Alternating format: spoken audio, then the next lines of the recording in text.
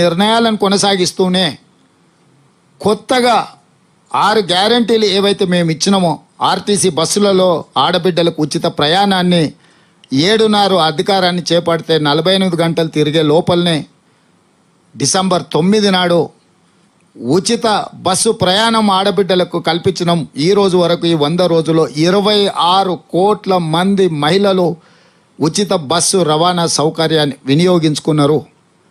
ఆనాడు పేద ప్రజలు వైద్యం అందక చనిపోతుంటే రాజశేఖర్ రెడ్డి గారు విజ్ఞతతో ఆలోచన చేసి రాజీవ్ ఆరోగ్యశ్రీ 2 లక్షల రూపాయలు ఉచిత వైద్యాన్ని తీసుకొస్తే కాంగ్రెస్కు పేరు వస్తుంది, పేదవాళ్ళు చస్తే నాకు పోయేదేముందని చంద్రశేఖరరావు గారు రాజీవ్ ఆరోగ్యశ్రీని నిర్వీర్యం చేస్తే మేము వచ్చిన ఎంబడే 48 గంటల్లోనే పేదలకు 10 లక్షల రూపాయలతోని ఉచిత కార్పొరేట్ వైద్యాన్ని అందించడానికి చాలా అదనపు జబ్బులను కూడా అందులో చేర్చి ఈరోజు పేద ప్రజలకు వైద్యాన్ని అందించే సంక్షేమ పథకాన్ని మేము అమలు చేస్తున్నాము.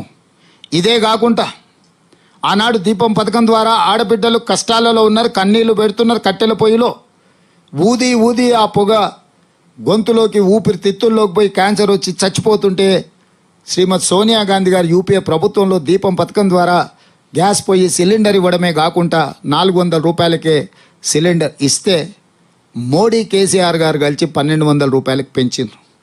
అందుకే ఆడబిడ్డలు మళ్ళీ కట్టెల పొయ్యి వైపు పోతుంటే ఆడబిడ్డలను దృష్టిలో పెట్టుకొని రంగారెడ్డి జిల్లా తుక్కుగూడ రాజీవ్ గాంధీ ప్రాంగణంలో సోనియా గాంధీ గారు ఇచ్చిన 6 గ్యారెంటీలలో భాగంగా 500 రూపాయలకే సిలిండర్ ఇస్తామని మొదలుపెట్టినాం. ఇప్పటికీ 8 లక్షల కుటుంబాలు 500 రూపాయల సిలిండర్ సంక్షేమ పథకాన్ని ఈరోజు అందుకున్నారు. అదేవిధంగా వ్యవసాయానికే ఉచిత కరెంటు కాదు, భూమి లేని పేదలకు ఇళ్లలో కరెంటు బిల్లులు కూడా మోగుతున్నాయన్న ఆలోచనతోని తెల్లని రేషన్ కార్డు ఉన్న ప్రతి పేదవాడికి 200 యూనిట్ల వరకు ఉచిత కరెంటు ఇస్తామని చెప్పి దాన్ని అమలు చేసినాం. ఇప్పటికీ 38 లక్షల కుటుంబాలు ఈ పథకాన్ని వినియోగించుకున్నాయి. 7 జిల్లాలలో ఆనాడు ఉమ్మడి మహబూబ్నగర్ జిల్లా ఈరోజు 7 జిల్లాలుగా మారింది. స్థానిక సంస్థలు శాసనమండలి ఎన్నికల ఎలక్షన్ కోడ్తోని ఆ ప్రాంతంలో 0 బిల్లు అమలు జరగడం లేదు. దాదాపుగా 42-43 లక్షల మంది 200 యూనిట్లు ఉచిత కరెంటు 0 బిల్లు విధానాన్ని ఈరోజు అమలు చేసినాం. ఇది అమలు చేస్తుంటే ఆయన గారి